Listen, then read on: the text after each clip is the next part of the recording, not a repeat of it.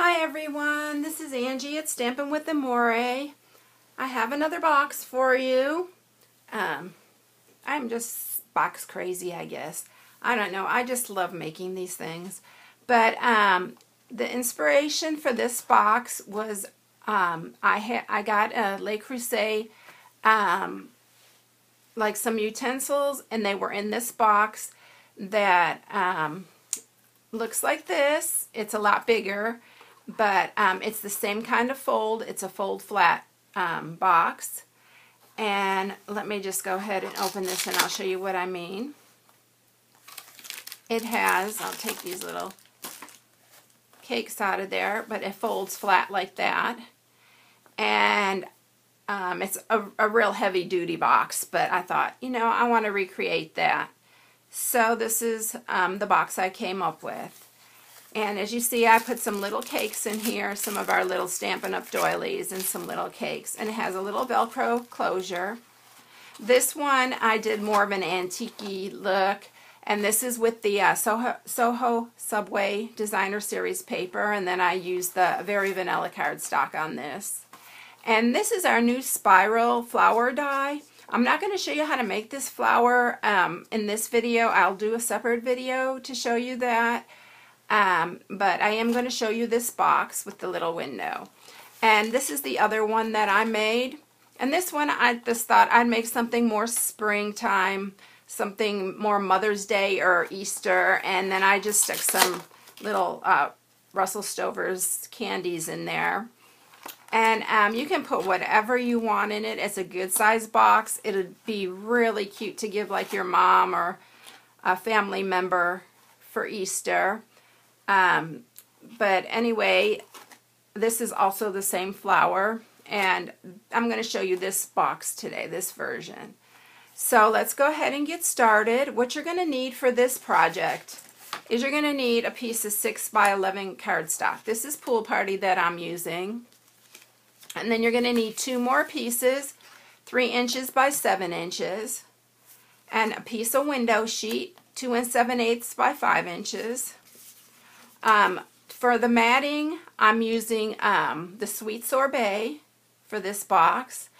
And this piece is the top piece, and it's 3 inches by 6 inches. The little flat piece, 7/8 by 6 inches. And then the front part that I matted is 2 inches by 6 inches. So that's what you're going to need for this. So let me get my scoring, my trimmer, so I can score these pieces.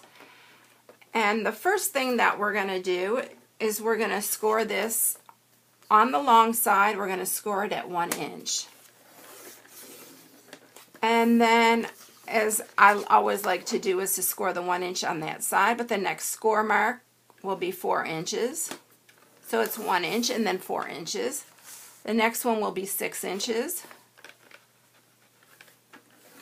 And then the final one is 9 inches.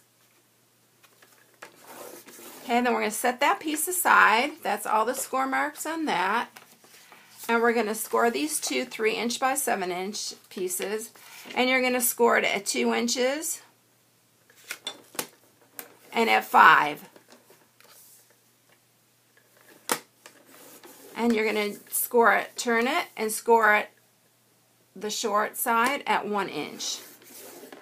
And we're going to do the exact same thing with the other piece. 2 inches and 5. And then we're going to turn it and score it at 1 inch. Okay, so that's it for that. I'm going to go ahead and fold these on my score marks. You can see a little bit better what I'm doing. Do it with both pieces. I'm telling you, this Stampin' Up cardstock is the best for making boxes. It is very sturdy, and I've really found that it works really good for boxes. Okay, for these 2 pieces, what we're going to do is we're going to cut this little square out and also this one on this side. And we're going to do it on both pieces.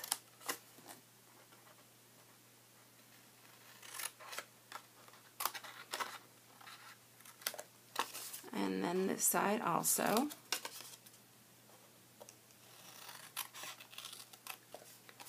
And then we're going to do it also for this piece. Okay, so that's all we need for that. I'm going to set that aside, and I'm going to grab this larger piece and fold on the score marks on this. I like to have really crisp folds. And then the next thing we're going to do is we're going to go ahead and mat this, because before we put it through the Big Shot, we want to mat it. So I'm going to go ahead and get some snail.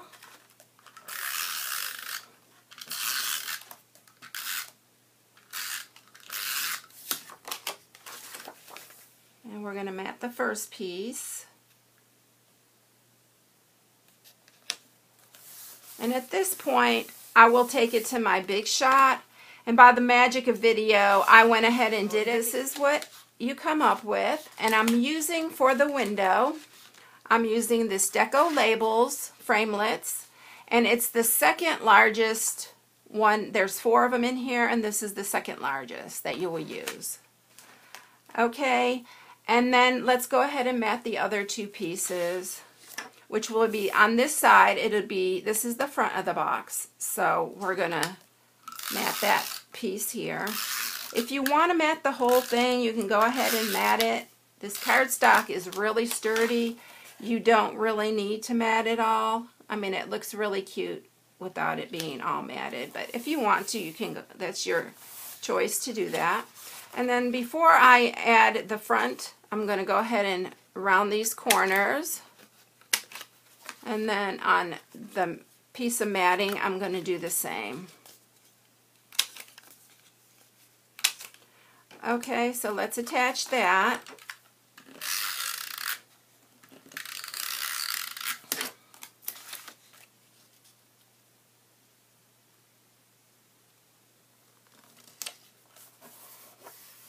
So that's the front. And then we can go ahead and attach the part that creates the fold. Now, what you're going to want to do, first, before we do that, let's go ahead and score these pieces. I need to score the little diagonals on these pieces. This is what creates the fold, and here, let me show you with this box. It's these little diagonals that we'll be creating here. So what we're going to do is this, the easiest way I found to do this is to grab a ruler in your bone folder, and we are going to score from corner to corner. So just score it. I usually do it a couple times just to make it distinct enough so it folds really well. And then we're going to do the same thing on this side. Alright, so that's it. Now we're ready to attach it. And I'm going to fold these really good. Boy, I can't hang on to anything today. It's been one of those days I've been like dropping everything. Okay. Alright, so what we're going to do now is we need to use sticky strip on this. As usual, I'll just going to use my snail. But this fold goes in between these two, and it folds inward. And the other two fold out. So where we're going to put the sticky strip is on these little triangular, and then the bottom here, and then this little triangle here.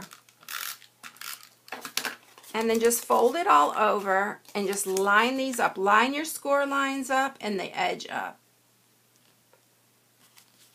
And then just lay it down. And then do the exact same thing on the other side.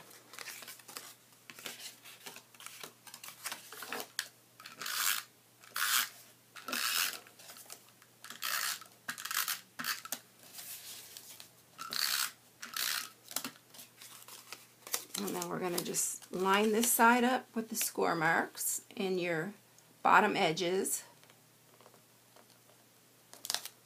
And make sure you do line these score lines up because it'll make a difference how your box folds up. And so there it is. And you can go in here and just sharpen up. You want to sharpen up your creases a little bit. And then for the Velcro that I used, let me see if I can grab the piece. It's these, I got it at my local craft store, and it's these Tombow,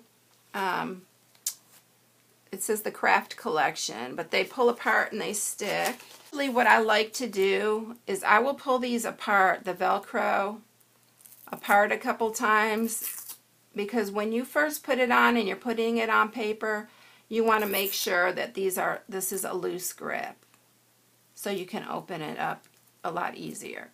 So this comes off, and it's adhesive, so you want to center it in the middle of your box there, and then you just pull off this backing.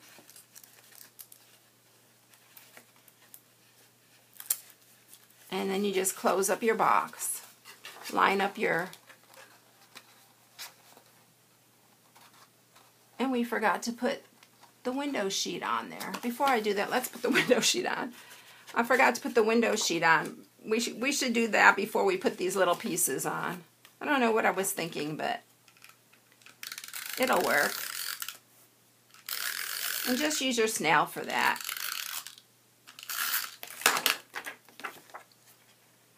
Okay. So there we go. It makes this so much sturdier, this top piece. So then we're going to line up the edges and stick down our Velcro. So that's it. And then I'm going to grab some Whisper White, and I'm going to stamp some little banners from the Banner Blast stamp set, which is this, which is a celebration. One of your choices you can make for a freebie if you spend $50 during celebration, which ends March 31st. So you need to hurry up and order so that you can get your freebie. And I'm also going to use the Banner Punch, which is also another choice for you. I'm going to stamp the love, I think, in some crisp cantaloupe.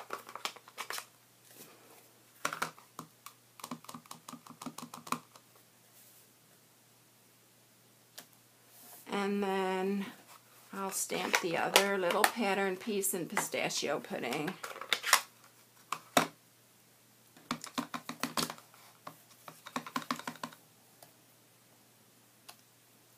I really like this little banner. It's so cute. I'm going to cut this to make it a little bit easier for me to punch these.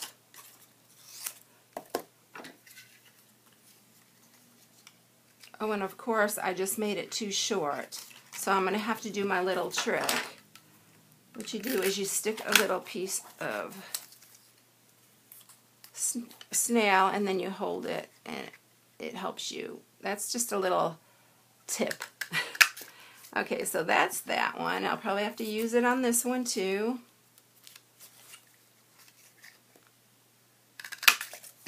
So there's those two little banners. They're so sweet. And then I'm going to use some of this crisp cantaloupe, and I'm going to make a third banner of my own. I'm just going to cut a little banner end here.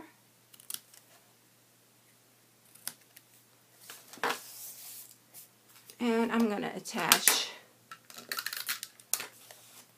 these two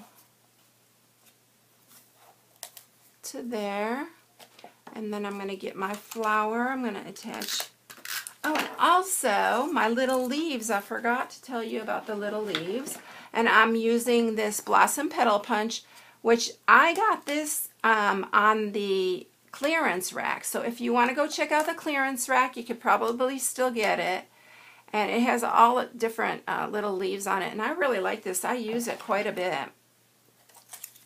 But I'm going to attach the leaves to the back of the flower first. And I did use sticky strip for all of this when I attached it to the box, because I like everything to stay really well. And I don't want to be fooling. And so I attached it like that.